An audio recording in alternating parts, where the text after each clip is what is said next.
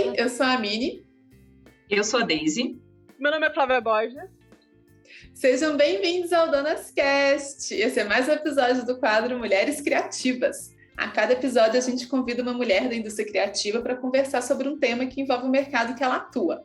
E hoje a gente vai bater um papo com a Flávia Borges sobre o seu trabalho com ilustração editorial e com publicidade. Flávia Borges, que também assina como Breeze Space Girl, tem 25 anos e é ilustradora e quadrinista de São Paulo. É autora do quadrinho Maré Alta, de 2018, do qual foi indicada em 2 categorias no 35º Troféu Ângelo Agostini. Desde então, trabalhou para diversas empresas como Sesc, Fiocruz, Lab Fantasma e Companhia das Letras. Hoje em dia, atua como freelancer, principalmente para o mercado editorial, infantil, didático e de publicidade.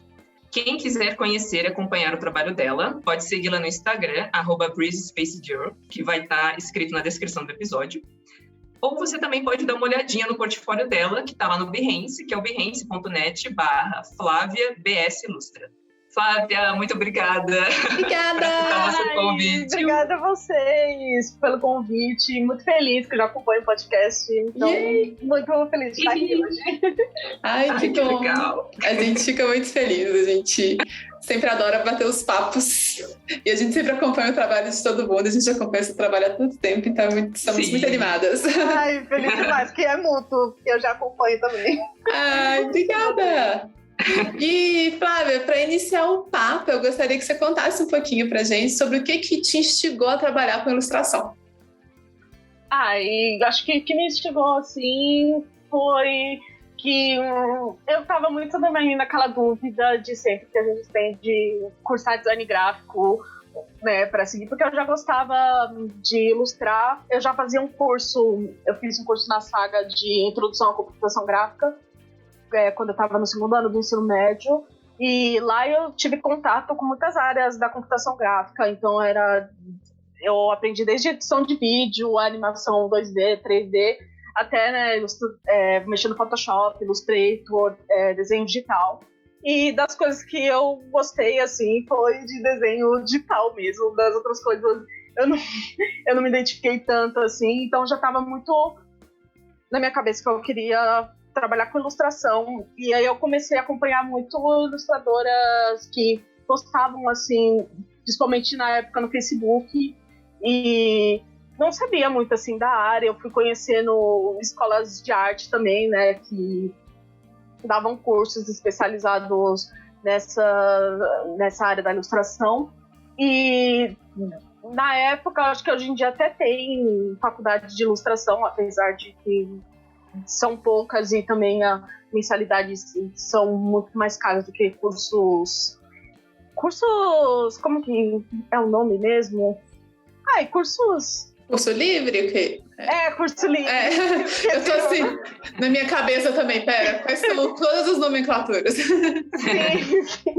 Aí eu acabei optando por estudar mais cursos livres, em vez de fazer a faculdade de design gráfico, porque eu estava muito mais interessada de tentar focar na área principal, assim.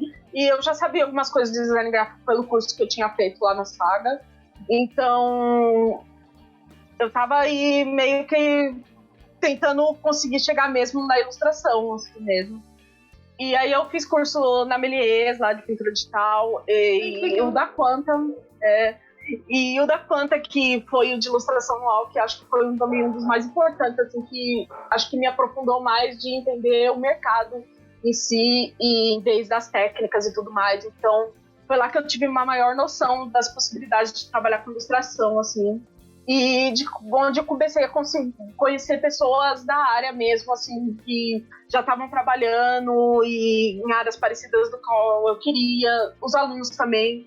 Então, foi lá que eu comecei a ter mais essa oportunidade de entender mais como que funciona o mercado, e aí levou tempo, assim. Eu comecei a trabalhar fazendo muito evento e feira independente, assim, fazendo material próprio, e nessas feiras eu acabei conhecendo também as pessoas que iam me seguir nas redes sociais, que eu postava desenhos e tudo mais. E foi surgindo, assim, trabalho de freelancer mesmo, como ilustradora, depois que eu lancei o Maré Alta, que foi ele também foi meio que muito parte do processo do meu TCC, que lá na Quanta de ilustração, eles têm um curso final, assim, pra gente apresentar, para ter um portfólio, e o Maré Alta, ele foi meio que como foi o meu projeto final, assim, mesmo que foi muito depois que eu fiz, depois eu fui feito outros cursos de roteiro também, e eu acabei lançando ele lá na Comic Con. Eu até falo que ele foi o meu primeiro projeto para entender como que eu conseguia trabalhar o meu tempo também, que eu tinha esse prazo de entrega na CCXP, né, no final do ano, e eu recebi só a confirmação em julho, então eu tive ali aqueles meses para fazer e de produzir assim do zero uma coisa, e deu certo depois de muito sofrimento também. E aí a partir disso eu comecei a trabalhar fixo também em produtora, que era mais focada em vídeos de publicidade e tudo mais. E em 2021 eu saí, né, dessa produtora e comecei a trabalhar realmente como freelancer. Naquele meio tempo de 2020 e 2021, eu estava com um emprego fixo, não, de 2019, acho, final de 2019, até 2021, final de 2021, eu fiquei lá na produtora, e nesse meio tempo eu ficava dividindo entre estar lá fixo e fazendo os projetos freelancers que apareciam para mim. E até que eu vi que uma hora não ia dar conta e eu tinha que escolher um ou outro, e eu vi que estava tendo mais oportunidades assim para mim de tentar ser freelancer, e eu acabei indo, deixando de ser fixa lá, e comecei a trabalhar. Vai fazer quase um ano agora que eu tô como freelancer, né, em setembro. Então eu tô nesse processo agora de entender como eu funciono como freelancer total, assim. Ai, que legal! Ai, que legal, Parabéns, um ano aí. Sim! No novo modelo de trabalho. Por enquanto tá dando certo, então tô feliz. Tem uma coisa que eu queria pontuar, que você comentou, que na verdade você não fez faculdade, é isso, né? E aí você foi fazendo outros cursos e conhecendo a galera, assim, tipo, nos cursos e conhecendo o mercado, né? Eu acho isso muito, muito, muito legal, porque há 10 anos atrás, aqui a gente é meio velha, mas há uns 10 anos atrás, eu pelo menos tinha muito essa mentalidade de que, nossa, eu preciso fazer graduação, não sei o quê, e aí não tinha nada a ver com ilustração, então fui fazer design, depois fui para animação, e hoje a gente vê muito mais oportunidade, né, de cursos também, e também eu acho que está muito mais... não sei, acessível também essa mentalidade de, tipo, você não precisa necessariamente ter uma graduação, né, para você seguir o caminho que você quer trabalhar na indústria criativa, né? Porque, na verdade, o que é apresentado mais é portfólio, né? E não exatamente seu currículo, em qual universidade você cursou, etc. Então, eu acho muito legal porque nesse meio também, né, tipo, das escolas com outras pessoas que estão lá, que você vai conhecer também do mercado, né? Você vai conhecendo mais como que funciona o mercado, quanto que você cobra, que tipo de coisa que você pode fazer, né, com que você pode trabalhar ali. E aí eu acho muito legal porque esse é um tipo de coisa que você só vai aprender assim mesmo. A faculdade, ela não te apresenta isso, sabe? Sim. Então eu achei super legal. E também eu acho que também é uma questão assim que eu tinha um certo privilégio de tentar arriscar nisso, né? Então, sim. Eu entendo, assim, as pessoas de quererem fazer uma faculdade também é uma possibilidade, porque a gente acaba conhecendo, e é sempre bom ter uma outra opção, assim, de trabalho, assim. Eu não recomendo muito de você querer trabalhar, principalmente como freelancer, e até trabalhar na área, assim, de tentar trabalhar em estúdio e tudo mais, você saber só uma coisa, sabe? É legal você ter uma especialização, um foco, por exemplo, quero trabalhar com ilustração infantil, mas tentar não ficar tão preso nisso para conseguir outros projetos, porque dificilmente você vai sobreviver só fazendo livros infantis. Você também sempre bom ter outro braço e tudo mais. Até além de ilustração, por exemplo, eu faço quadrinhos, apesar de ser coisa muito próxima assim, de ilustração de quadrinho, e eu estudei ilustração e eu tive contato de ter sobre a narrativa de quadrinhos e tudo mais. É uma opção ali de você ter um outro mercado para explorar. E de design gráfico também é muito importante até você ter uma mentalidade de design gráfico para entender de ilustração. Não ficar tanto preso assim e saber da sua realidade para arriscar ou não, de fazer faculdade ou não. E isso vai muito da sua vivência pessoal e de você entender como que funciona assim, seu dia a dia e da sua realidade para tentar fazer isso, sabe? Sim, com certeza. Mas é isso, porque eu acho que antes não existia muito essa opção, né? Nem sabe? falava, agora né? É exatamente da possibilidade de você, mas isso é uma possibilidade de você não ir para faculdade, sabe? Exatamente. Então hoje é muito mais diverso, assim. Então eu acho super legal, assim, que sim. Você tem um portfólio aí construído em cima disso, eu acho super massa. Sim. Eu achei muito importante também isso que você falou. Eu acho que é uma coisa que eu e a Deise, a gente sempre prega também, que é isso, você não apostar tudo numa coisa só, porque isso é muito difícil mesmo para você continuar no mercado, porque, gente, crises acontecem, pandemias vêm, e você nunca se sabe, né? Bolsonaro aparece. E então, além de crises, tem muito de épocas de mercado, sim, né? Com certeza. Às vezes, se você tá fazendo só uma coisa pro mercado, vai ter um período ali que vai ter falta, e principalmente como freelancer, é bom você ter ali outras oportunidades e outros lugares de atuar, assim, pra você não ficar, né, sem dinheiro e conseguir se manter ali, sabe? E uma coisa que, assim, aí isso é que nem a gente falou, né? Cada um sabe como que gosta de trabalhar e tudo. Eu acho muito legal, como eu acho que eu tenho uma percepção meio parecida com a sua das áreas que eu tento atuar, porque também são projetos diferentes que você faz, né? Um projeto editorial é diferente do publicitário, que é diferente de um didático, e eu gosto dessa diversidade também, de trabalhar com coisas diferentes, assim, eu acho que cria... Não sei, eu acho divertido. Sim. E cada mercado você trabalha de uma forma diferente também, né? Eu já fiz coisa para audiovisual que exige muito de você entender como é um pré para animação, né? Então, é outro jeito de preparar o arquivo ali. Você tem que ter outras preocupações diferente de algo impresso na hora de você fazer, porque vai ter movimento ali e você entender como que funciona para você fazer para cada área específica ali, que cada um tem o seu jeitinho de ser feito. Sim. E aí você estava falando, né, sobre a sua trajetória na ilustração, e como que você começou a entrar mais no mercado tipo editorial e publicitário, assim, que são duas áreas que são muito interessantes e tal, e nem todo mundo conhece, né? Então, se você puder contar um pouquinho. Sim. Eu acho que foi muito... O editorial foi muito dos meus projetos que eu já fazia pessoal, né? O quadrinho e as coisas que eu postava no Instagram de ilustração. E publicidade, acho que veio muito... que eu tive contato muito mais forte quando eu estava fixa na produtora, né? E eu fazia muitos projetos que envolviam principalmente propagandas vinculadas para a internet. E lá eu tive um contato muito maior de como funcionava de toda essa área, assim. E eventualmente acontecia de aparecer uns freelas, assim, para mim, voltado para publicidade, não necessariamente voltado para o audiovisual.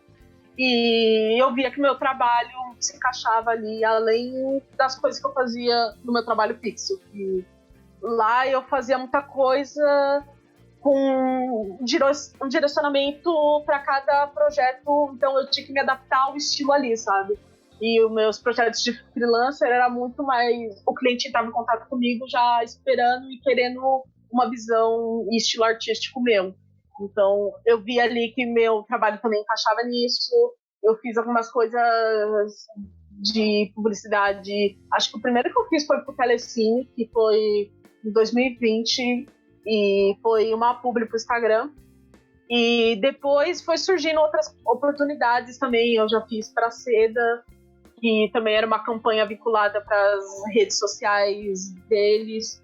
E como o meu estilo acabava conversando não só para publicidade, ele encaixava também em outras áreas, como editorial. Então, às vezes, a editora que queria meus projetos mandava exemplos de como ele queria e era algo publicitário, sabe? E vice-versa. Então, eu via que o meu trabalho tinha eu ainda tô vendo, na verdade, que ele tem uma flexibilidade ali de estilo que pode se encaixar dependendo do projeto do cliente tem ali propondo, sabe?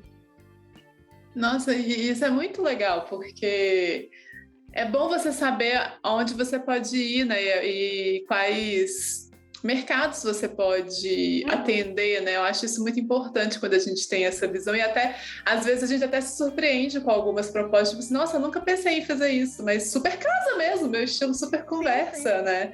E isso é muito legal. E aí eu queria perguntar também, porque é uma coisa do seu trabalho que eu acho muito legal, que é como você usa cor. E eu queria que você falasse um pouquinho como que é seu processo também de escolha de paleta, de uso de cor, porque eu acho que você tem umas composições tão legais e que funcionam tão bem. Ai, muito obrigada. Eu gosto muito de trabalhar assim com cor. Acho que é uma das partes favoritas para mim no processo de fazer as ilustrações, de pensar nas cores e tudo mais. E acho que isso veio muito sem querer, assim, porque no quadrinho Maré Alta foi onde eu decidi que eu queria fazer um quadrinho sem falas, e para isso eu precisava usar alguma forma narrativa além das ilustrações ali para o roteiro ficar um pouco mais claro ali para as pessoas e a mensagem também estar ali clara, trabalhada. Para quem não conhece o meu quadrinho, ele é um quadrinho independente que eu lancei, ele é sem falas, ele tem 2 balões de fala só durante o quadrinho, e ele fala sobre a ansiedade de uma das personagens, são 2, e o relacionamento delas, assim, de descoberta da sexualidade também. E nesse processo eu tentei colocar muito dos sentimentos da personagem principal, né, que é a Carol, que mistura muito a ansiedade dela e esse medo e essa descoberta, e também o quentinho da relação das duas quando elas começam a se encontrar e tudo mais, e das partes que para representar os sonhos dela e tudo mais.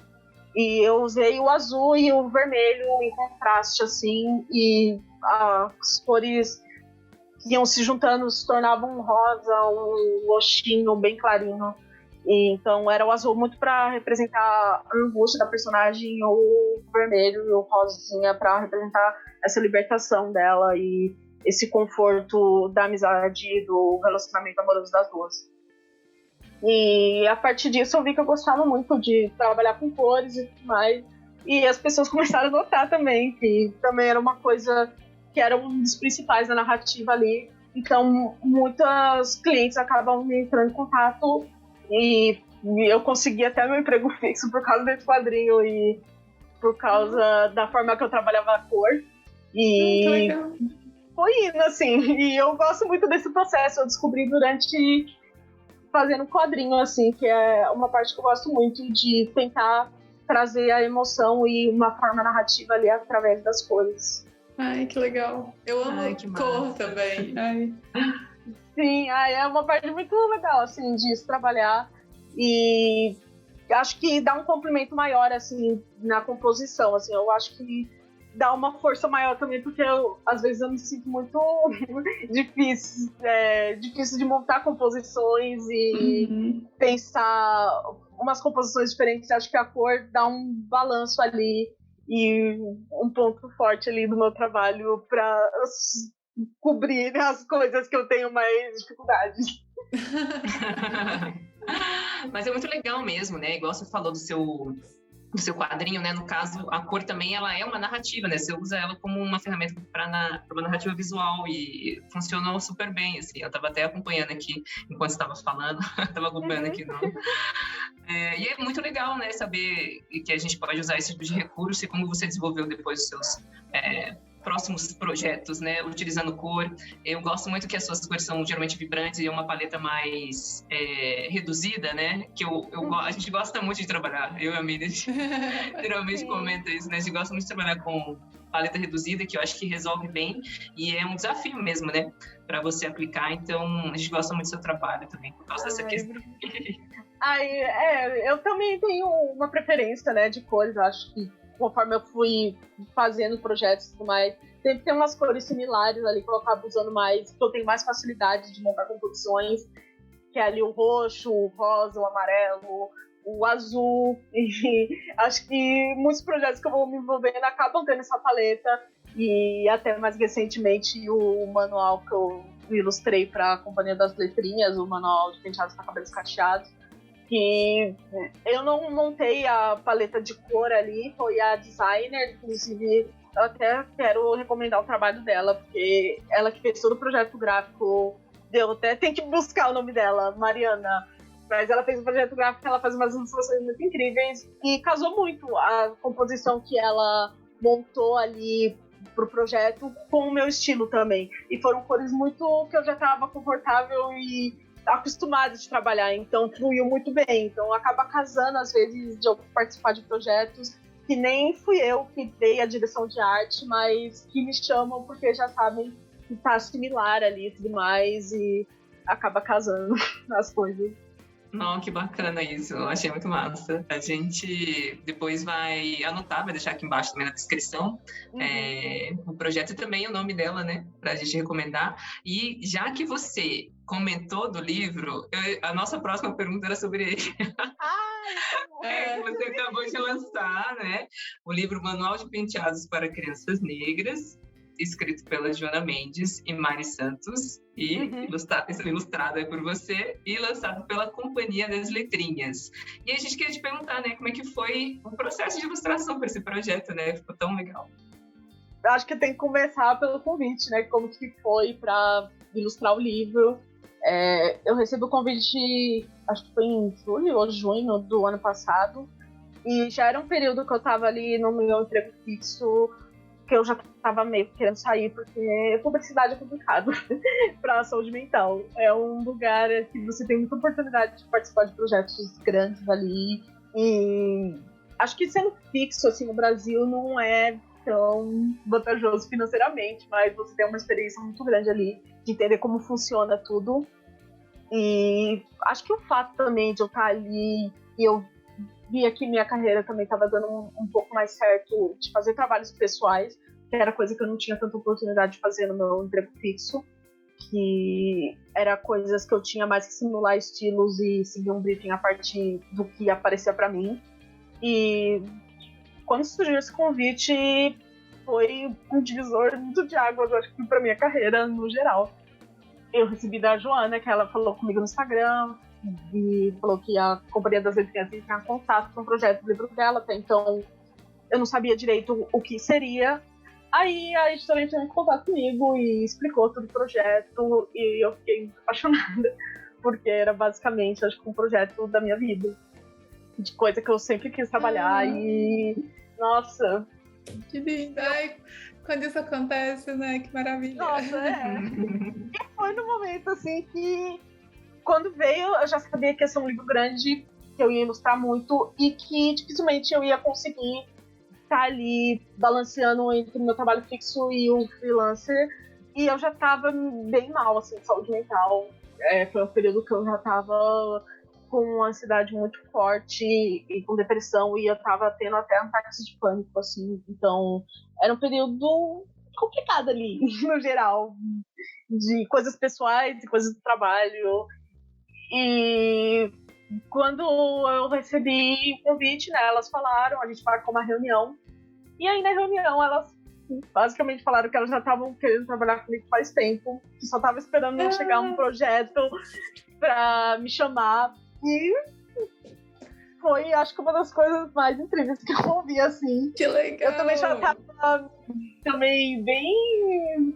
com uma autoestima um pouco balançada, assim, em relação ao trabalho, e ouvir isso foi muito bom, porque também era o meu sonho trabalhar com a Companhia das Letrinhas, não era algo que eu imaginava que ia acontecer tão já, então quando veio isso foi incrível, foi um projeto basicamente de falar sobre cabelo cacheado e crespo. Eu tenho também uma relação que acho que todas as mulheres negras e até mulheres que não são, né, e tem cabelo cacheado e crespo, tem com essa relação complicada, principalmente quem viveu a época da ditadura, de ter o cabelo chapado, de passar chapinha, e início dos anos 2000. Então, falar de um tema desse foi também reconectar com muitas coisas do meu passado e da minha aceitação com o meu cabelo e tudo mais. E foi isso. Aí eu recebi o convite e depois de muito sofrimento e indecisões eu decidi sair do meu emprego e focar nesse projeto e também na minha carreira como freelancer. E comecei a fazer terapia, acompanhamento psiquiátrico, medicamentos, então aí até hoje com esses tratamentos.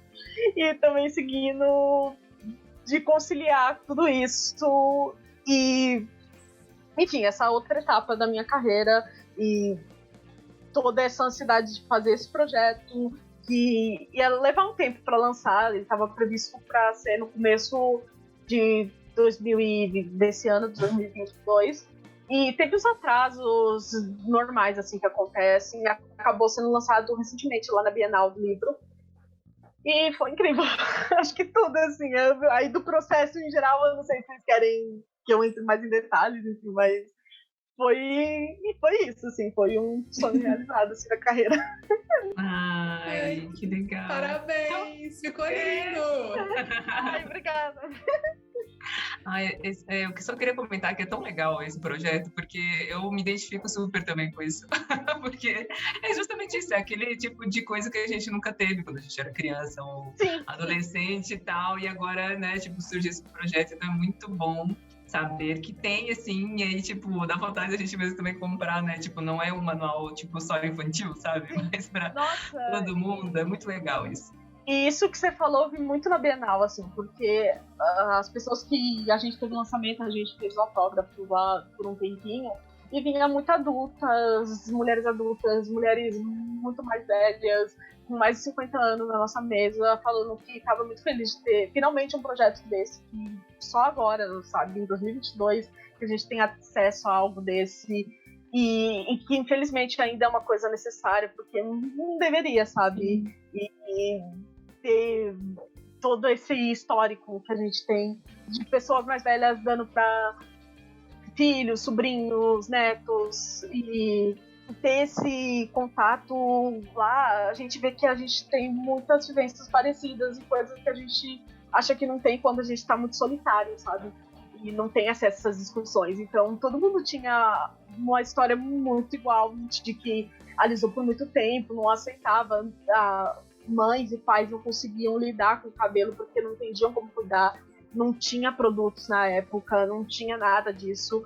E a gente vai vendo o quanto a gente está tentando agora que essa geração mais nova não tenha esses mesmos problemas de acesso e de informação, e que espera que cada vez mais um livro desse seja algo até meio que não tão necessário, porque já vai ser algo difundido na sociedade e que todo mundo vai entender como funciona, sabe? Sim, com certeza. Ai, sim. E eu quero fazer uma pergunta sobre esse projeto, porque como que foi? Tipo, deve ter sido tão legal essa busca de referência para ilustrar esse processo aí. Como é que foi? Nossa, foi muito divertido, assim, eu já gosto muito de acompanhar youtubers, às vezes, que hoje em dia eu não acompanho mais tanto, mas principalmente na época que eu fiz a transição capilar, eu via muitos vídeos e acompanhava grupos ensinando como cuidar e tudo mais, e eu gosto de ver esse processo, então foi um período ali que eu fiquei muito vendo essas coisas de novo, e eu acho que também é importante ressaltar que foi esse período ali de um ano para o lançamento, mas para a gente produzir as artes, a gente não tem tanto esse tempo, não foi todo esse tempo, não, de criação. É muito mais corrido, porque tem outros processos além da ilustração, tem o projeto gráfico, tem o projeto da editora, das escritas, da revisão. Então, a gente tem um período ali, acho que para mim produzir o grosso foi um mês para rascunho e um mês para finalização. E nesse meio tempo, eu também já estava ali com a pesquisa, então ocorreu tudo muito ao mesmo tempo. E depois teve umas correções, né, ajustes que acontecem, umas voltas, não teve até tantas voltas, acho que teve mais, porque ia mudando o texto também conforme a gente ia fazendo, e a revisão e tudo mais. Mas é um período ali bem rápido de trabalho intenso, assim, que a gente tem para produzir um livro. E foi muito legal ver essas referências e tudo mais, mas também eu tive muita dificuldade em alguns processos, principalmente de entender como que funciona para desenhar uma trança. É muito difícil, gente. É muito difícil. Sim. Porque eu tinha que ensinar como que faz a trança, não é só desenhar a trança do É um tutorial, né? E eu não sei fazer trança. Eu também não. Eu não sei. Essa é uma habilidade que me falha, total. E bugava muito para mim ver os vídeos e entender como era o processo da montagem ali. Então eu via devagar, eu via fotos, eu via imagens. Acho que o que teve mais voltas foi o da trança, porque às vezes eu fazia errado. Aí os escritores, as revisoras falavam e davam referências para mim também de como elas queriam. Então foi os processos mais longos, foi acho que de fazer trança e tudo mais, porque é todo o processo ali de como que começa, como que inicia, como que termina. Mas no geral foi muito divertido, porque eles também me deram muita liberdade de fazer todos os tipos de corpos que eu quisesse. Então, era uma ideia também de ser um livro para crianças negras. Então, não era só para meninas. Então, eu tive a oportunidade de desenhar meninos, meninas e muitas outras possibilidades de corpos diferentes de crianças. E a gente tinha muito a ideia também de trazer uma gama diferente de peles negras, desde as mais claras até as mais retintas, e com um foco também muito mais importante nas pessoas retintas para ter essa representatividade maior. Tanto que a capa do livro a gente escolheu as crianças que eram mais retintas ali para estar na capa, e de trazer essa diversidade de gama de paletas de cores negras, que é o que a gente vive aqui na realidade do Brasil, é o que a gente tem de muitas crianças que são com pele mais clara e às vezes até não se consegue enxergar e se identificar como negras ali. E trazer também todos os tipos de... todos não, né? Mas uma possibilidade de tipos de deficiências físicas que as crianças têm. E acho que isso abraçou muito, porque quando elas falaram isso na reunião, e que era um dos pontos que elas também me chamaram, porque eu já faço isso no meu trabalho pessoal, e até também por estar acostumada de trabalhar com umas coisas didáticas, que a gente tem uma exigência maior sobre isso, e eu acho que deveria ser necessário em todas as áreas da ilustração, inclusive. Acho que foi incrível, assim, participar e ter toda essa liberdade de criação. Foram muitas crianças que eu desenhei ali, acho que foi umas mais de 12 ali, porque tinha os penteados e também tem alguns cortes de cabelo. Então eu pude inventar muitas crianças ali, foi muito divertido criar cada uma, assim, e imaginar o mundinho ali delas. Foi muito legal para mim criar, assim, porque eu gosto de desenhar diferentes corpos, e desenhar crianças também é uma coisa que eu gosto muito. Foi incrível. E cabelo também, que eu gosto muito de desenhar cabelo. E aprender a fazer diversos tipos de penteado também. E o processo todo me fez também querer fazer coisas diferentes no meu cabelo. De explorar essas outras possibilidades. Mexeu muito comigo no âmbito muito pessoal isso também. E eu acho que é impossível, principalmente quando a gente está com projetos que abraçam muito coisas que a gente já tem de vivência, a gente não acaba se pegando emocionalmente daquele projeto, acaba mudando algo e fazendo a gente refletir sobre aspectos da nossa vida pessoal. Sim, total, assim, é muito isso que você falou, que é um projeto que a gente se identifica, então mexe com a gente também, porque a gente tem vivência naquilo, então a gente sabe a importância, né, de, tipo, tentar transmitir isso também, e aí você estava falando sobre representatividade e tal, e é uma coisa que a gente vê claramente no seu trabalho, assim, não só nesse livro, mas em outros projetos que você tem, que é uma temática, né, que você aborda bastante, e provavelmente muitos clientes também te abordam em busca, né, do seu estilo também, para falar sobre isso. Então, só queria fazer esse comentário também, que eu acho super legal, porque eu acho que é mais, assim, cada vez mais necessário, né, que a gente tenha projetos assim, com mais representatividade. Eu gosto disso porque eu acabo, principalmente agora, assim, eu acho que eu acabo trabalhando nas coisas de freelancer, as coisas vêm muito com temas que eu já gosto, assim, e que eu já me identifico muito. Então é outro privilégio muito grande de hoje em dia eu estar vivendo, querendo aproveitar. É uma coisa muito difícil quando você é freelancer, porque a gente sabe que é algo que às vezes pode ser momentâneo e a gente não sabe quanto tempo vai durar isso e tudo mais, mas é uma questão muito de agora que tá vindo isso, e eu gosto que fica muito claro que os clientes que vêm até mim já têm uma visão de narrativa e política muito parecida comigo, então eles já esperam que eu traga esses temas e que eu aborde essas coisas no meu trabalho, porque é isso que tá ali já, sabe? Então eu não corro tanto risco de aparecer clientes que não tá ligado nas mensagens, das coisas que eu acredito, e isso é uma coisa que eu prezo muito, e é uma das coisas que me pesou muito também de querer tentar ser freelancer, porque eu ter controle sobre isso e da onde o meu trabalho está sendo vinculado e da onde as empresas e as mensagens que eu quero trabalhar, isso é um aspecto muito importante que eu vi que pesa muito para mim, que eu preciso estar fazendo projetos que tenham um mínimo de alinhamento ali com o que eu acredito também.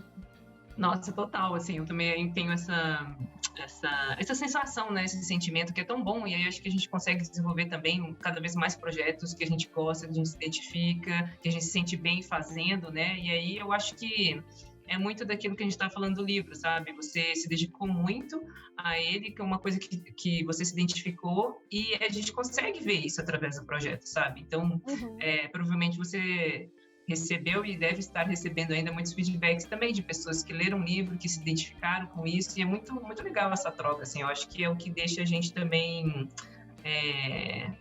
empolgado, né, para continuar também fazendo cada vez mais projetos assim, e quando você é freela, né, você é freelancer, você acaba tendo também mais oportunidades de fazer esse tipo de projeto, né, então acho isso muito legal.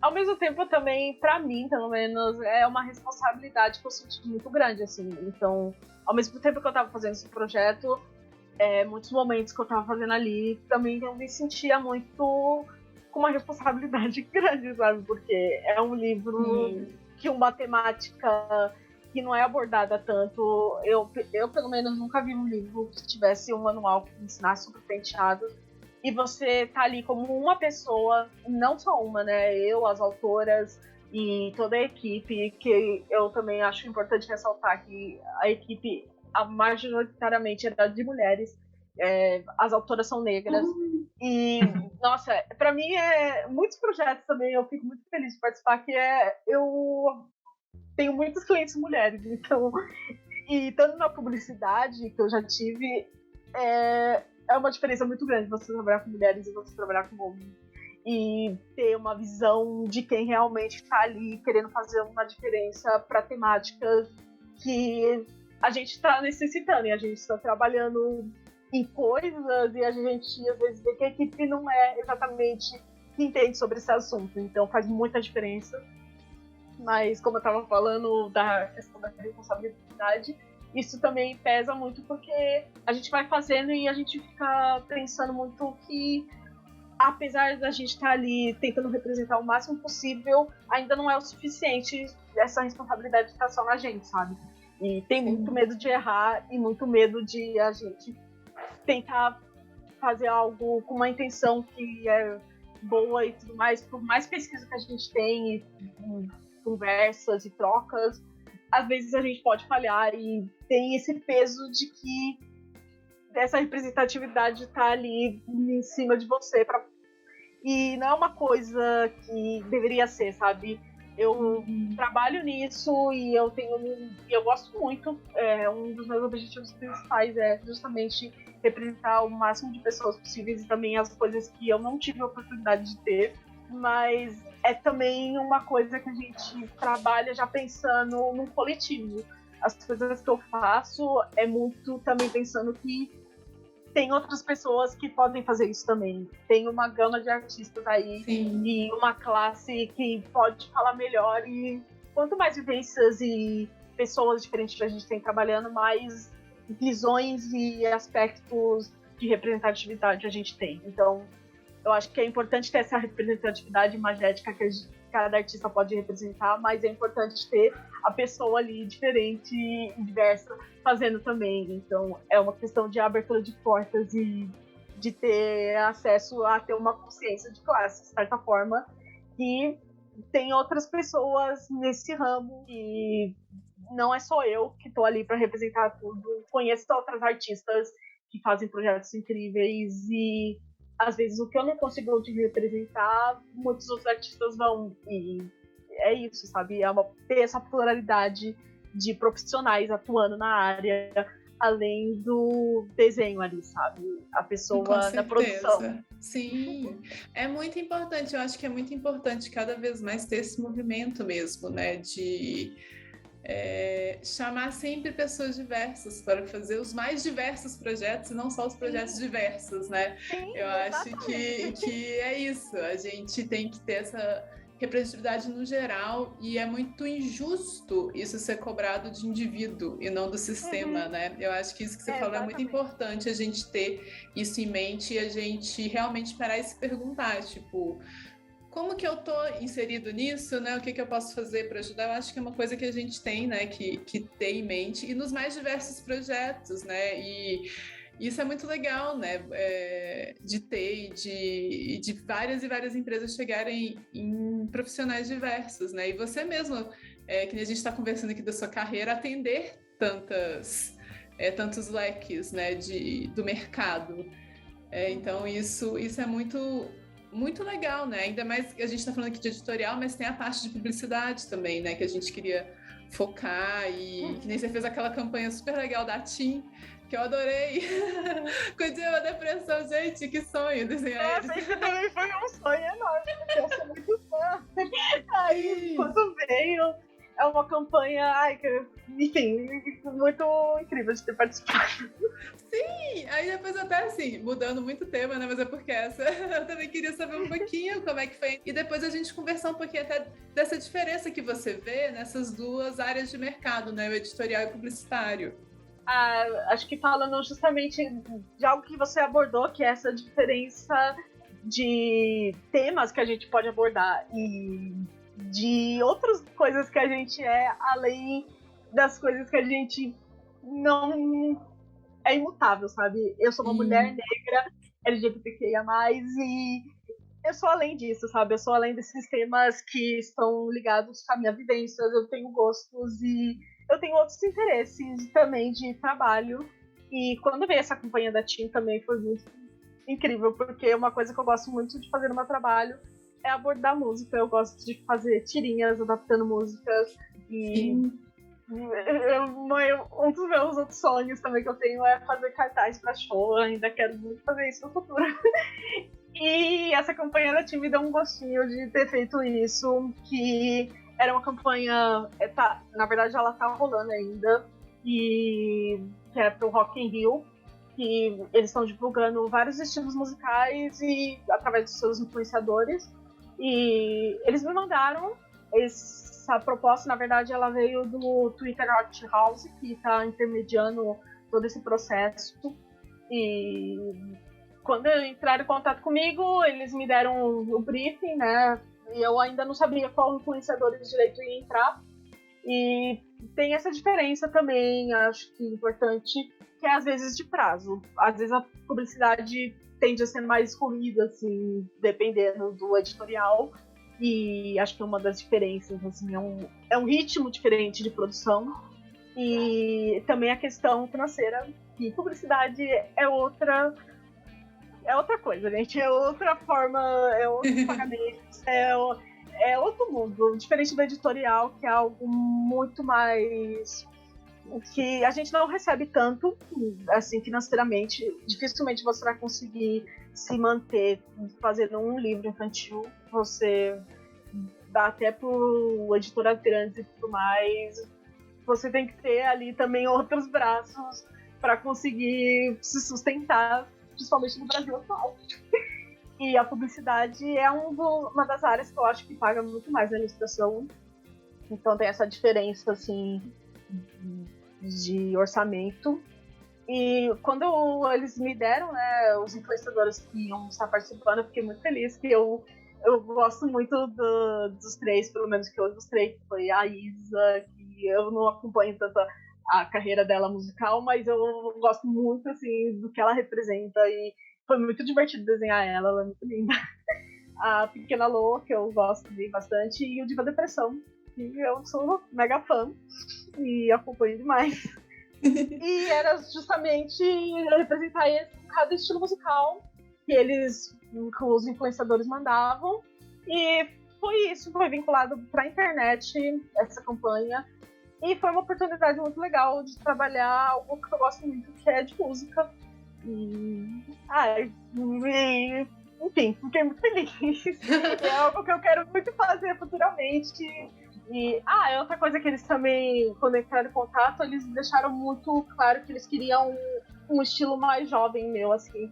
Eles tinham, acho que a maior preocupação, assim, quando eles entraram em contato, era de não cair tanto no infantil, porque era uma publicidade que não era vinculada para esse público, era mais jovem, adulto e tudo mais. E eles me mandaram referência de traço. E uma coisa que eu fiquei muito feliz que eles mandaram de referência foi um projeto pessoal, assim, que eu fiz. De ilustração. Que massa. Que eu ilustrei algumas cantoras e que eu gosto muito tocando guitarra e baixo. E tá lá no meu Instagram, eu acho que vocês abaixam um pouco o feed, e eles me mandaram essa referência. E mais algumas outras de algum projeto, que é um traço que eu fiz um pouquinho, não tão puxado pro infantil, um pouquinho mais realista, mas que não caía totalmente no realista. O realista do meu jeitinho, assim, que eu também não manjo tanto de arte super realista. E eles queriam mais essa pegada de referência, e foi muito melhor, assim, de trabalhar dessa forma, porque eu já sabia exatamente para onde eu conseguia trabalhar esse estilo. E é algo que está acontecendo muito para mim, pelo menos nesse ano, que eu estou tendo a oportunidade de explorar mais esse lado voltado para o jovem adulto. Recentemente, eu ainda não posso falar, mas eu fiz uma capa de um livro que é para esse público. O projeto que eu fiz para o Sesc, o painel do Sesc Carmo das ilustradoras negras, para um projeto que eles tinham no Sesc lá, também foi nessa pegada mais realista e adulta, assim. E é uma coisa que eu tô gostando de fazer também, que eu tô descobrindo que é uma coisa que eu quero explorar mais, e eu tô curtindo muitos projetos que estão aparecendo dessa forma, assim. Então é um outro braço de ilustração que está surgindo aqui e outras oportunidades de trabalho, de projetos que eu consigo ainda explorar temas que eu gosto e de formas diferentes, assim. Então eu tô gostando disso. Ai, que legal, que legal. Publicidade realmente é um mercado, assim, que acaba se diferindo, né, bastante dos outros, assim. Principalmente em questão de prazo e orçamento. Porque geralmente... também. Sim. Às vezes você tem umas coisas muito mais marcadas e limitações até de marca, por exemplo, da TIM. Eles queriam que eu usasse muito mais o azul, tinha cores que eu não podia usar para não remeter às outras marcas. E foi bom, porque eu gosto de trabalhar com azul. Deu bom aí. Sim. Então tem essas limitações mais mercadológicas, assim, por dizer, mais específicas, que acho que no editorial às vezes não rola tanto.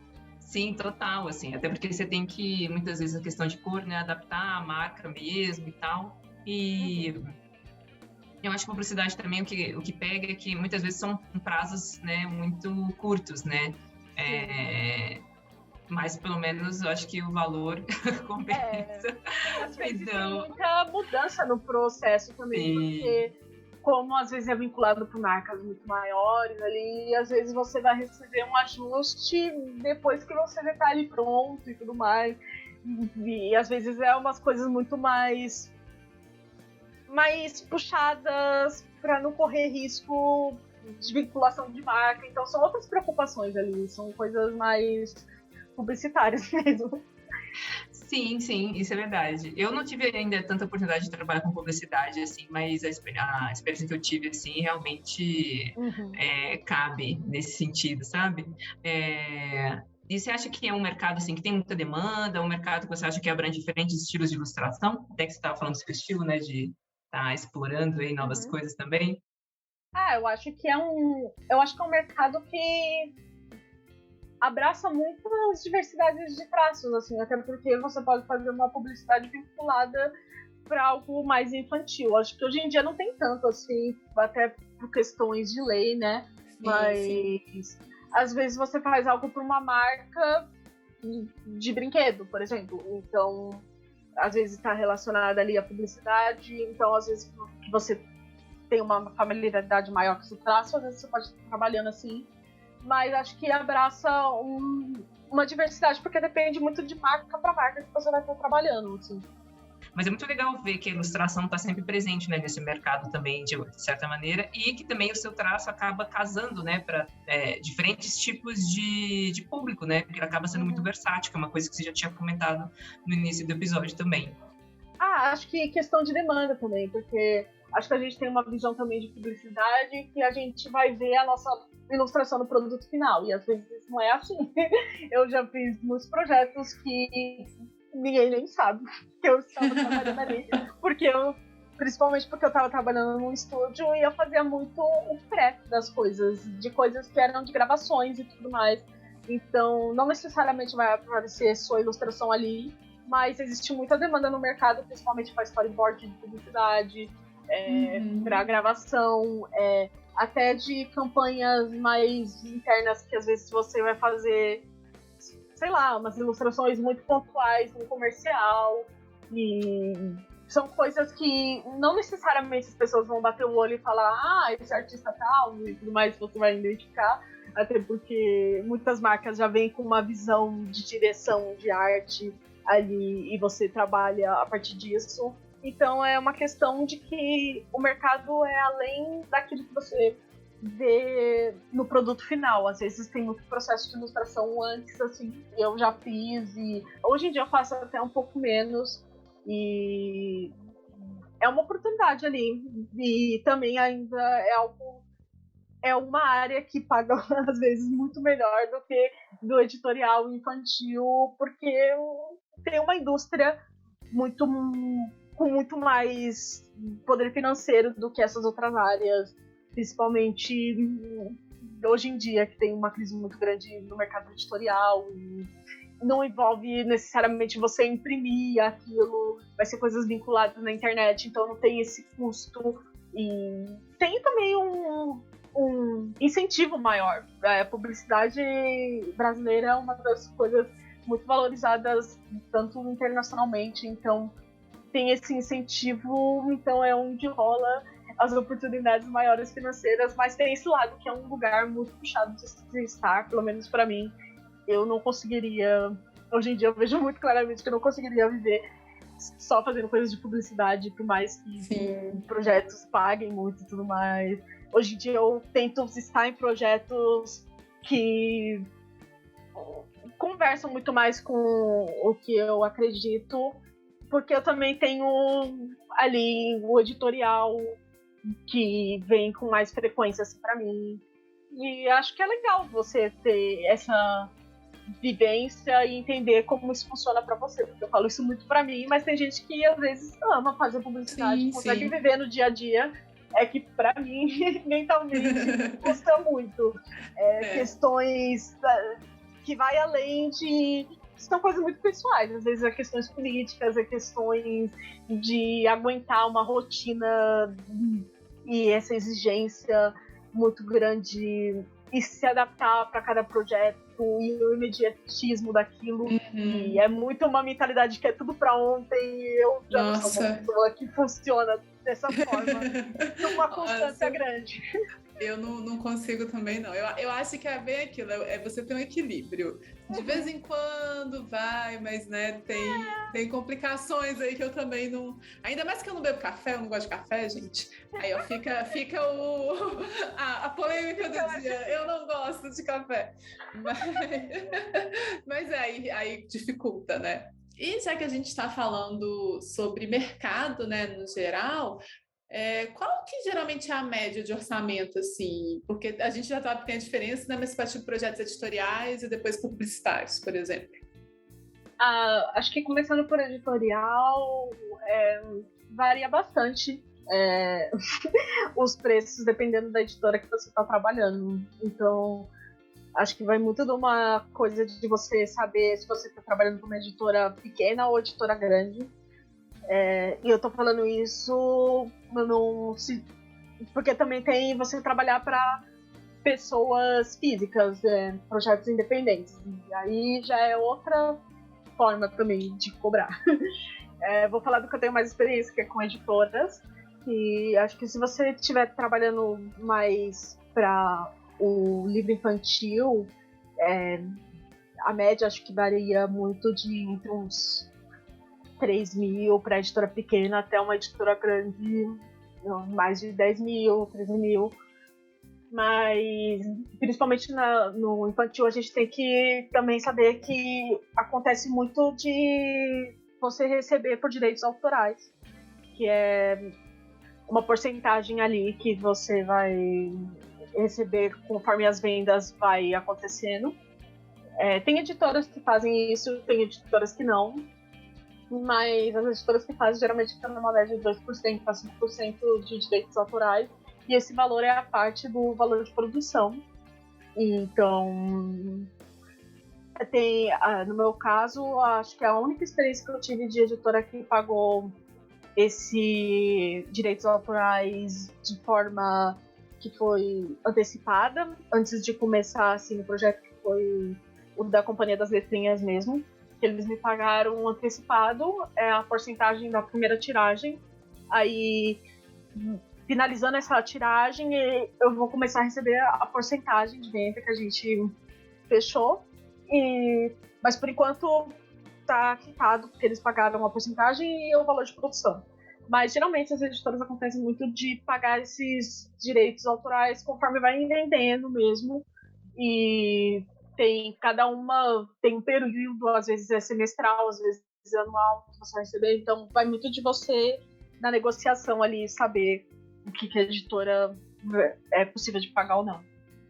E o editorial mais pro didático tem a coisa que já não tem o direito autoral. Você geralmente já vende a sua arte ali, cedendo os direitos para ele de uso, e esse valor já é mais tabelado, assim, conforme você vai conversando com outros artistas. Tem o Vitor, que no Twitter ele fez uma tabela. Eu até vou achar o arroba dele, que eu esqueci agora. Eu sou péssima para arroba, eu sempre lembro. Eu sei quem que é, mas eu também... Sim, o Vitor Lemos, não é? Sim, o Vitor Lemos. Ele fez um tempo atrás uma tabela de didática que é incrível. Sim, a gente deixa ela aqui embaixo. Sim, e dá para ter uma noção muito grande de como que funciona, porque a gente cobra por complexidade quando a gente está trabalhando no didático. Então tem as vinhetas, tem as ilustrações simples, tem a dupla, e cada editora paga um valor para essas complexidades e varia demais, gente. Então tem editora que vai pagar para a vinheta R$200 e tem outras que vão pagar um pouco mais e um pouco menos, e dupla também varia muito de editora para editora os valores. Então é legal vocês terem acesso a essas tabelas e conversar com os artistas de didático, que pelo menos os que eu conheço são super gente fina e legal de conversar. A Carosa me ajudou muito. Eu acho que tem podcast, né? Adoramos a Carol. E ela me ajudou tanto no didático quanto no infantil, porque ela também tem essa experiência. E então, conversa sobre valores com outros profissionais, é muito importante. E a gente tá ali disposto, se quiserem também me chamar. Às vezes eu demoro para responder, pode acontecer, mas eu tô disposta ali a conversar, tirar dúvidas dentro do que eu consigo ajudar também, porque tem coisas que eu não tenho experiência. E aí, de publicidade, gente, eu costumo falar que varia demais em questão de que tem marcas grandes e marcas pequenas. E você está vinculando sua imagem para empresas muito grandes e muito pequenas. Então esse preço vai mudar também. E muitas vezes, quando você está na publicidade, você não lida com o cliente direto, você lida com agências que vão intermediar isso. E muitas vezes você tem que negociar ali com a agência e tem a porcentagem da agência de estar fazendo essa intermediação entre o cliente.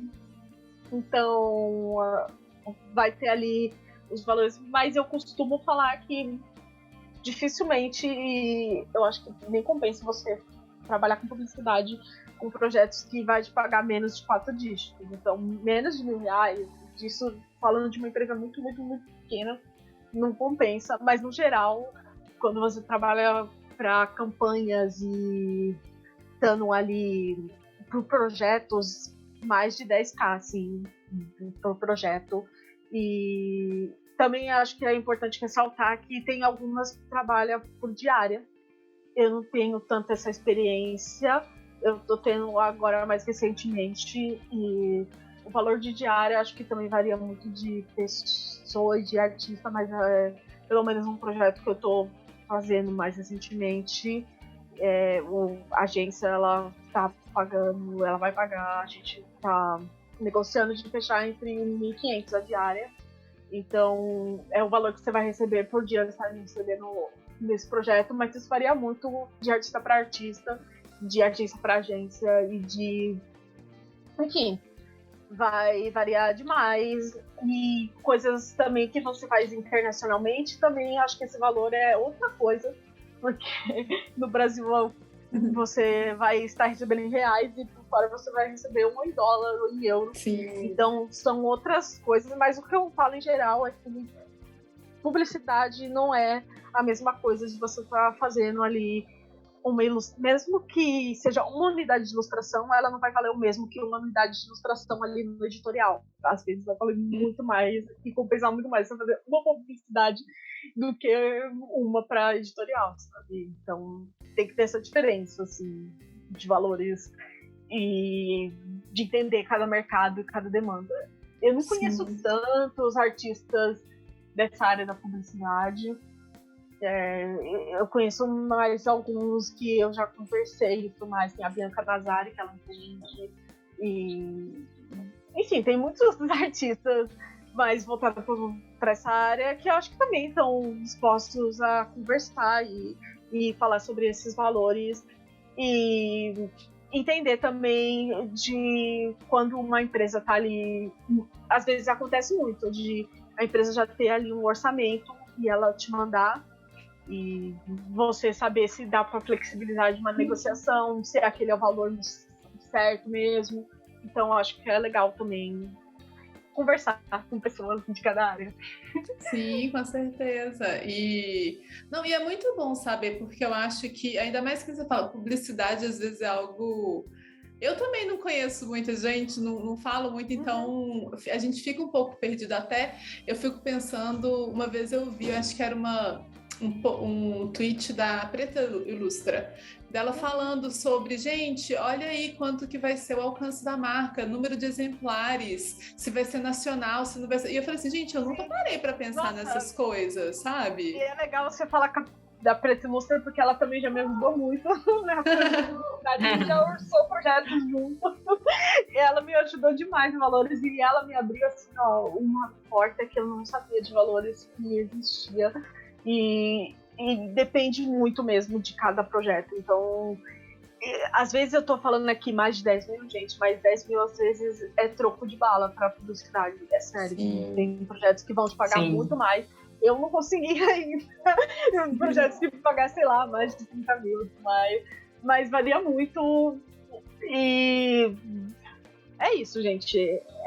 Entender que é um mercado muito grande que movimenta muito mais financeiramente do que coisas que estão mais voltadas para literatura e didático e tudo mais.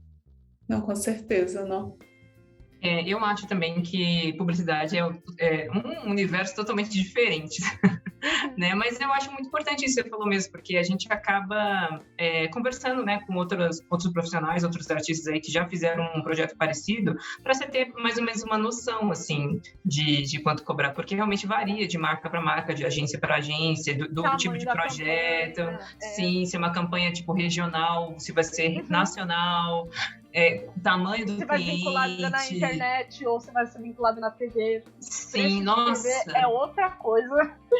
Então, é legal ter essa noção. E pra gente acabar não cobrando valores que não vai ser bom nem para você e nem para o mercado inteiro, porque a gente também tem essa mentalidade de que o que a gente cobra ali vai influenciar a classe inteira e consequentemente vai ditar o quanto o nosso mercado é valorizado. Então é legal ter essa abertura de valores sobre isso, por isso que eu acho importante falar assim, o que eu sei, até para aprender também, porque às vezes eu também tô comprando completamente errado. Então, pode acontecer e tudo mais, é legal ter essa unidade para não correr esse risco, sabe, de ter a gente já tá numa área complicada e que é difícil de ser valorizada, então é legal entender onde a gente está no meio, principalmente muitos artistas que às vezes estão mais acostumados de fazer encomendas, é outra realidade, gente. Até você trabalhar com didático, com infantil, não é a mesma coisa que você vai trabalhar com uma pessoa física, projetos independentes. Então, você tem que ter uma mentalidade de empresa quando você está trabalhando com outras empresas, porque nossa, total. É importante quando você trabalha com empresa você abrir uma empresa. Então, você ter essa mentalidade de que você, por mais que seja só você ali, você gerindo e tendo uma mentalidade do seu rendimento anual, assim, e pensar o quanto você quer receber e o quanto é importante você ter uma noção de quanto você tem que receber para viver, sabe? Onde você mora, qual é a região do Brasil, onde você está situado, qual é a sua realidade para você conseguir, né? Conseguir ter uma renda naquilo. Não, total. Eu concordo com você. A gente sempre deixa essa pergunta, né, quando a gente está conversando com outras mulheres aqui no quadro, justamente por isso que a gente tem uma preocupação muito grande também de unir, né, a comunidade criativa para a gente, tipo, se ajudar, porque é basicamente isso, né? Se alguém acaba cobrando muito fora do que geralmente poderia receber, vai ser ruim para essa pessoa, vai ser ruim para a comunidade inteira, porque daí a empresa, né, a agência em si, ela vai querer cobrar cada vez mais baixo, né? Então acaba zoando para todo mundo. Por isso que é muito importante a gente manter, né, a comunidade assim junta e unida, né? E todo mundo conversando sobre isso. Agora, pra gente conseguir digitar, né, o nosso próprio mercado ali e ter algo que seja sustentável da gente viver com isso, porque é um trabalho que dá trabalho. Não exatamente. Ter uma mentalidade que, eu faço um desenho super rápido. Tá bom, mas tem artista que não. E tem artistas que tem outros ritmos e tudo mais. Então, é legal colocar limites nas coisas. Com certeza. E lembrar que a gente é mão de obra especializada, gente. A gente tem isso aí, ó. Você tem o seu tempo ali, você não tá cobrando só pro projeto, você tá cobrando tudo que você estudou e toda a sua trajetória. Legal, é isso aí. Flávia, eu quero te perguntar agora, quais são as suas metas e projetos para o futuro aí? O que você está fazendo? Se é que pode falar alguma coisa ou não, mas se quiser aí comentar, se puder comentar, pode falar pra gente. Bom, eu não sei, assim, ainda estou no processo de estar colhendo muito os frutos do lançamento do livro dos cabelos. Que legal. Que ótimo! Então, estou tendo ainda... Acho que esse é um dos maiores lançamentos que eu já estive, assim, e projetos também, principalmente na área que eu quero muito fazer, que é do infantil. Atualmente eu estou trabalhando num livro infantil e eu tô também fazendo uns projetos de publicidade que ainda não posso falar. Eu também já fiz uma capa de livro que eu entreguei recentemente para um livro que vai sair aí. Foi a minha primeira capa de livro que eu fiz, tô feliz quando sair. vocês vão ficar sabendo. E eu tô nessa de projetos. Também tem um que tô a negociação aí, que veio por conta do manual, que eu ainda não sei direito, mas é um projeto que se rolar, vou ficar muito feliz. Mas também eu só vou poder falar ano que vem, porque é um projeto muito sempre assim, né? Sigam ela, gente, acompanhem para vocês verem tudo. Exatamente. E acho que é isso, assim, eu também tenho interesse de fazer muitas coisas, fazer algumas coisas mais internas de projetos que não necessariamente vai estar ali a minha ilustração como storyboard, assim, é uma coisa que faz tempo que eu não faço, mas eu tô também querendo explorar essa área, assim, que era uma coisa que eu gostava de fazer no meu trabalho fixo.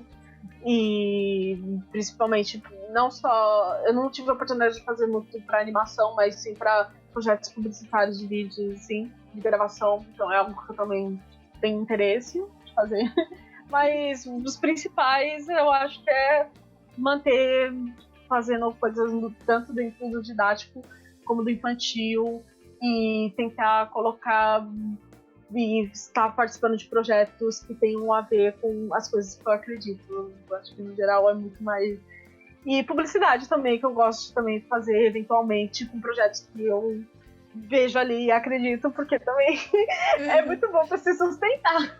Sim, nossa, realidades, total, né, gente? Total, palmoletos aí chegando e sendo pago. Mas acho que a maior meta é tentar continuar como freelancer mesmo e ter essa continuidade de trabalho que para mim, pelo menos está acontecendo. Eu tô tendo muitas oportunidades legais de manter um fluxo de freelancer, então acho que essa é a minha maior meta.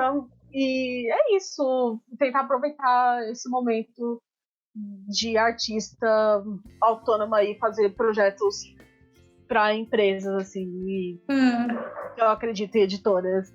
Acho que projeto pessoal ainda é algo que eu não tô conseguindo pegar o ritmo, até porque eu tô mais nessa fase de aproveitar de que eu tô conseguindo fazer esses projetos de colaboração mesmo, e com marcas e editoras e tudo mais.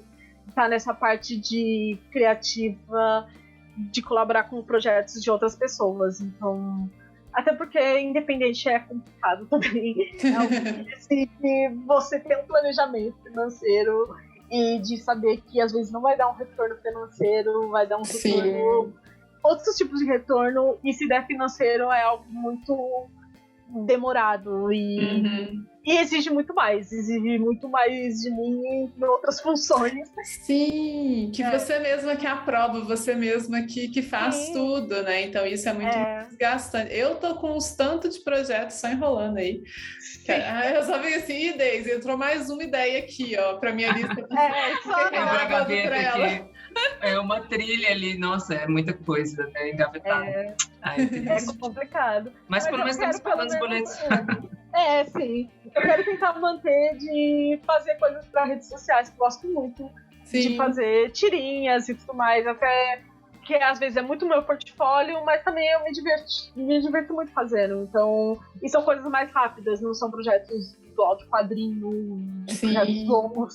Então é uma coisa que dá para manter, mas eu tô muito mais nessa fase atualmente de até tentar não depender tanto das redes sociais e aproveitar o momento que as coisas estão acontecendo, de me entenderem como uma profissional que pode ali colaborar com projetos, uma ilustradora ali para, enfim, ser mão de obra. Eu acho que eu gosto de ser mão de obra da coisa. Sim, mas que muitas e muitas empresas aí já vejam o seu trabalho, que é lindo. E, nossa, muito, muito inspirador ver você falando também, adorei. E aí, Flávia, para finalizar, a gente sempre gosta de deixar um espaço aqui no final para você falar sobre algo que a gente pode ter acabado não conversando aqui sobre o mercado, sobre ilustração, que você acha que é importante para as pessoas pensarem ou saberem, né? Ou também fazer merchan, indicar um curso, indicar o que você quiser, sabe? É um espaço para você falar algo que você acha que é necessário. Fica à vontade. Eu não sei, eu acho que a gente abordou muitas coisas legais, assim, acho que de processo criativo e de valores e diferenças de cada em cada mercado. É algo que eu procurava muito no início, assim, eu procuro até hoje para saber, porque cada artista tem muito uma vivência diferente, por mais que a gente esteja no mesmo mercado. Eu acho que vocês fazem isso de uma forma muito legal, que chamando várias artistas mulheres, principalmente, que eu acho que tem uma diferença muito grande de você estar nessa área sendo uma minoria, sabe? Sendo uma mulher, sendo uma pessoa negra, sendo LGBTQIA+. Então, tem essa especificidade. Então, dar espaço para essas pessoas, eu acho que já é maravilhoso, assim. E eu amo, porque dá para aprender muitas coisas com cada artista e a gente vai se complementando. E... eu não sei, eu acho que de recomendação, cursos eu recomendo demais a Quanta. Foi onde eu aprendi demais lá e ter contato com vários profissionais. Acho que hoje em dia a gente tem outras possibilidades também. Tem o Arte Revide, que é do Doug Lira com a Bianca Nazari, que é um projeto muito incrível. E eu acompanhei as lives que eles fizeram, eles estão com cursos. Eu acho que é legal dar uma olhada, porque tem muito profissional que eu admiro lá, que fazem coisas muito incríveis e que eu acredito que deve estar sendo muito incrível toda a experiência de aprender com eles ali. E não sei. Não, mas já tá ótimo. Não, já tá ótimo. Você falando bastante coisa muito legal, o episódio inteiro, na verdade, né? Foi super legal. Sim, queria muito agradecer a sua presença aqui, foi ótimo. Acho que a gente aprendeu bastante aqui, né? Tipo, foi uma conversa super legal. Demais. Não só sobre o mercado editorial de publicidade, mas também te ouvir falar sobre representatividade. Isso é muito inspirador, assim. Eu acho que vai ser um episódio muito legal. Espero que todo mundo goste também. Obrigada. Maravilhoso. Obrigada. De encerrar, assim, mexendo, né? Me segue nas redes sociais. Sim! Princess Space Girl. Eu sei que é difícil escrever, gente. Desculpa. Quando eu coloquei esse nome, eu não estava esperando que eu fosse ser uma profissional. Eu escolhi isso no chão, quando eu postava desenho lá. Mas tá na capa aqui. Vai estar na capa do episódio, gente, também. Links na descrição. Acho que vocês procurando Flávia Borges, vocês vão achar eu também. Acha sim, aparece. E me segue lá no Instagram, no meu portfólio, né? Já falaram no início. Tem um lançamento que eu acho que ainda tá na pré-venda, o livro do manual Diálogos para Crianças Negras, que é da editora da Companhia das Letrinhas. Mas logo já vai estar nas livrarias e vai estar à venda em todos os sites e tudo mais. Mas quem quiser garantir já pode ir lá. E é isso. Eu tenho meu quadrinho, Maré Alta, que eu tenho disponível no meu Instagram na íntegra. Mas se vocês quiserem o físico, eu também tenho. É só me chamar lá no Instagram e a gente combina certinho de enviar e tudo mais. E acho que no momento são essas coisas assim que eu tô tendo pra divulgar. E vamos aí, me acompanha aí na rede. Vai ser lindo, todo mundo acompanhando a Flávia aí. Sim. Bom, gente, acho que ficamos por aqui então. Obrigada a todo mundo aí que nos acompanhou, né, nesse papo até agora. Se vocês quiserem conversar com a gente, mandar alguma dúvida ou sugestão de convidadas, vocês podem mandar um direct no nosso Instagram, que é o @arte.donas, art.donas com 2 N's, ou mandar um e-mail, né, dar uma formalizada aí se alguém quiser, que é arte.donas@gmail.com. Quem sabe um patrocinador aí, ó, manda aí, quem sabe. Queríamos. E também... Lá no Twitter tem o arte_donas, a mesma coisa, art_donas com 2 N's. E é isso, até um próximo papo. Tchau. Tchau, gente.